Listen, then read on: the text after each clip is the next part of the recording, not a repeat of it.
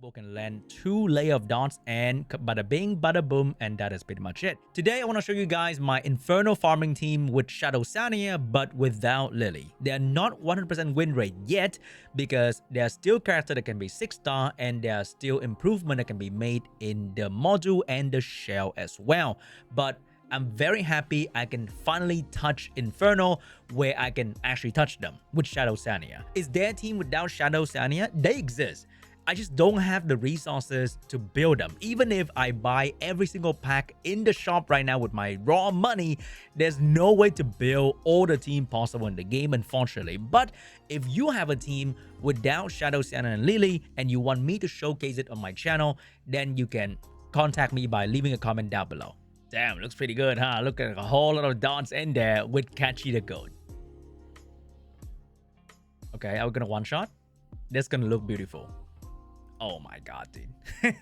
54 seconds. Pretty crazy, huh? So for this team, because I don't have Lily, I need to find a way to protect myself for an auto run. If I'm doing manual run, I'll probably add another dot unit in like Ashu, but Ashu AI will force him to use skill 3 and not skill 2, so it's not auto friendly, unfortunately. If they introduce more AI control in the auto run in the future, then I think Ashu is gonna be an amazing unit for Terrormaton if you can use skill 2 back to back with Codex Magic. However, not for auto run in Inferno. First unit is gonna be Fangus. So this guy is max 03 skill, and I think I have the third dupe activated as well.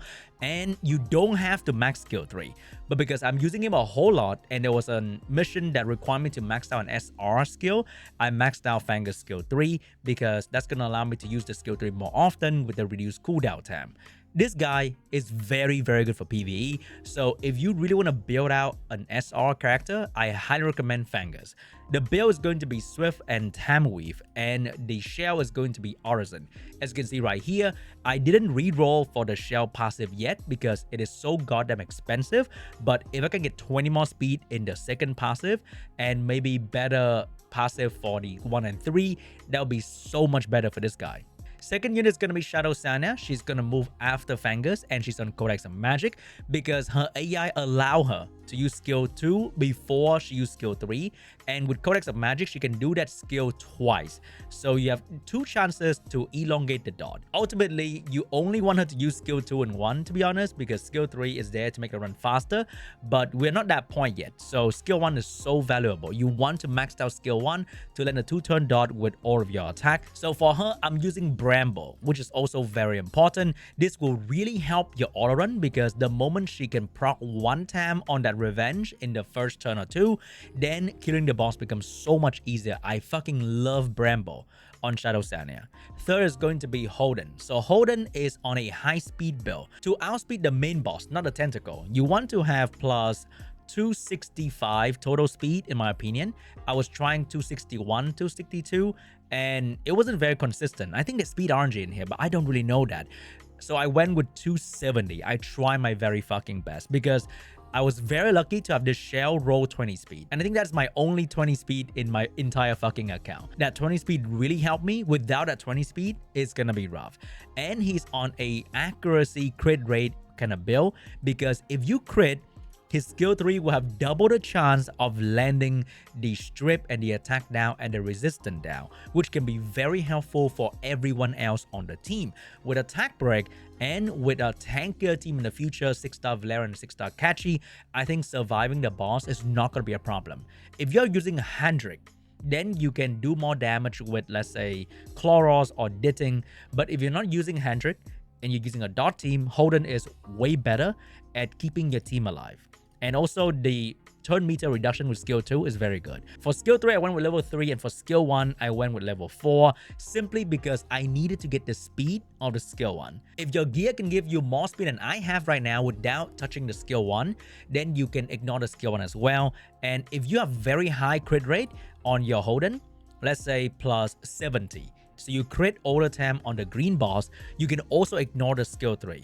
So if your gear is really good, you don't need any skill up on Holden whatsoever.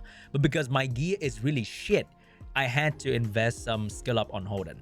Valerian is on a tanky build, pretty much there to provide the anti-one-shot mechanic. She can be better in the future. I think on some sort of Wellspring Strife is going to be the build for the future, so that she can gain some sort of turn meter in between, and she can protect her team with a better shield, because her shield scale with her max health. For Cachi the Goat, I'm running Artisan. I could not finish the Bramble set. I don't think it's too important for him as well. Max skill 3, so you can get the critical success a bit easier.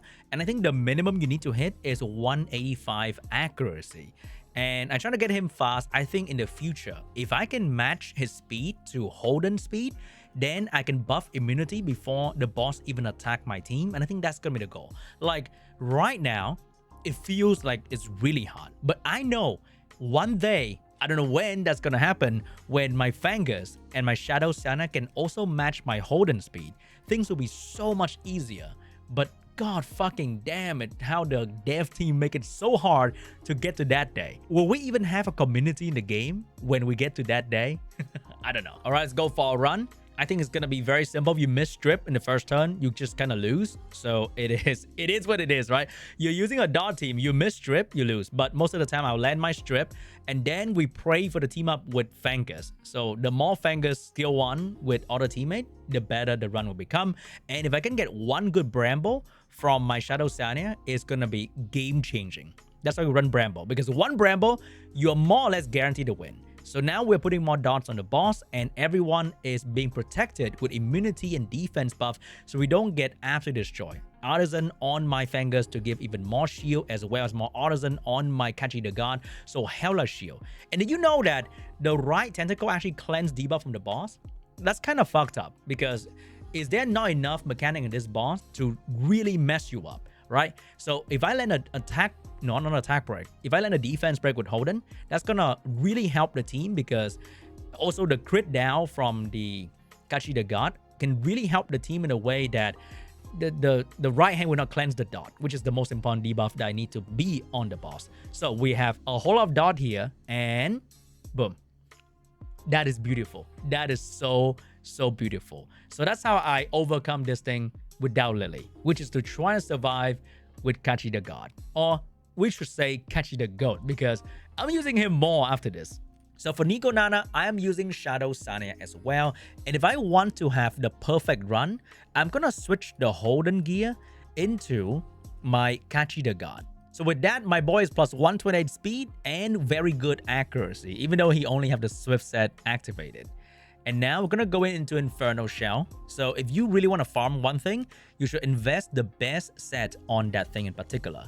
So in this one, we're using the same unit here, but I'm gonna have Linglou in my team. So Linglou is on a brand new Gigabyte with triple set, looking really good, because that Gigabyte is gonna give her 40 speed plus, and she's decently fast as well as being tanky. So we go in, we're gonna start off with Cachi the God outspeeding the enemy, immunity up. So with that, no random stun. You don't have to worry about Linglou not cleansing the unit that you care about if you're not using the other healer, the Sania healer. And now you start landing dots. So the moment you start hitting this guy with any character on your team, you can start putting on dots with Fangus as well. That's why I love Cachi the God, because he protects my team from getting stunned by the fucking thing on the left, and he also push back the boss as well. So with him on the field, we are constantly hitting the boss, so Fangus can also do more dots on the boss, and it is just an amazing tab. As you can see right there, 180 accuracy, and we're still getting resisted rather often. I've seen like 6 resists in a row, like back-to-back resist, triple resist coming out from, like, I don't understand.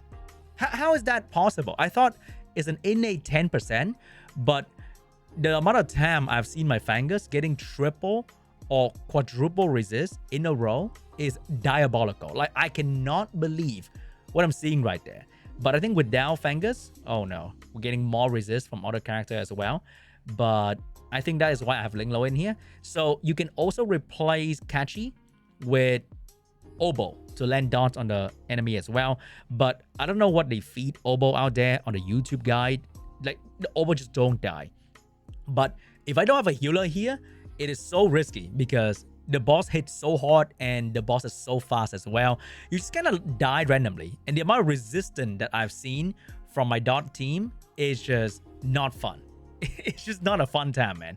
But overall, I think I have like an 80%-ish win rate in this dungeon in particular. And I've been farming a whole lot of new shell, and I'm pretty happy about it. I have landed 0 White Fang with triple set though. So far, I have had a decent amount of Gigabyte and Alicorn with triple set, but I have had 0 Artisan and White Fang triple set. But it is what it is. And the last one I can use Shadow Sania is going to be Shadowflame Hoyan. So in Shadowflame Hoyan, surviving is not a fucking option. Like, there's no surviving in Shadowflame Hoyan, so I have to go with the triple dot team with Obol in here. Obol is on the Codex of Magic, and Obol is faster than my Shadow Sania, so that Obol can land dots before she can extend. And I have Celince here, so what I'm gonna do is I'm gonna put my fastest set on Celince.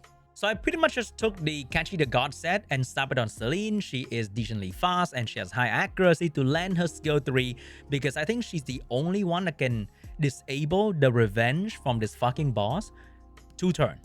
Because other character that can stun will stun the ass for 1 turn, but if you land her anti-passive debuff, she will stick that control on them, control, for 2 turns. So for that 2 turn, they will not revenge you if you land that thing in the first turn. Holy shit, I almost got 1 shot by the boss. But if you're tankier, if she's 6-star, oh, she's dead now. What a great star, but I think it's okay. The moment you can land that, she's not very useful anymore. The shield is very, very small, and her skill 1 doesn't really contribute that much. Even though it says that it can land dot, it never really land anything that much. And I have Artisan on my Fangus, that's why we have a bit of shield going on right there. And with the Codex of Magic, Obol can land 2 layer of dots, and bada bing, bada boom, and that is pretty much it. So Celince is only there to throw the AoE, and the moment I do that, I pretty much win the game if I land all of my dots. So that is my Shadowflame Hoyan team. And all 3 teams are kind of similarly built, and I don't have to invest too many different characters for the 3 different kind of team that utilize Shadow Sania, and I plan to use them from now on. I haven't really cracked the code for Doki Doki Inferno and Aurora Inferno yet. I think I just have to hit harder. Like, that is pretty much it. These 2 dungeons, it's just, can I hit harder and kill them faster? The moment I stay there for too long, I'm kind of cooked.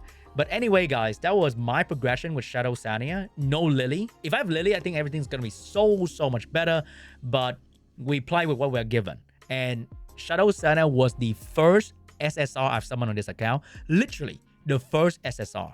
I was very unhappy with her. And I fully, wholeheartedly, genuinely apologize that I call you shit back in the day. Because she is the hardest carry on my account right now. If you have Shadow Sania, congratulations. Anyway, guys, thanks for watching. I'll see you guys in the next one. Bye-bye.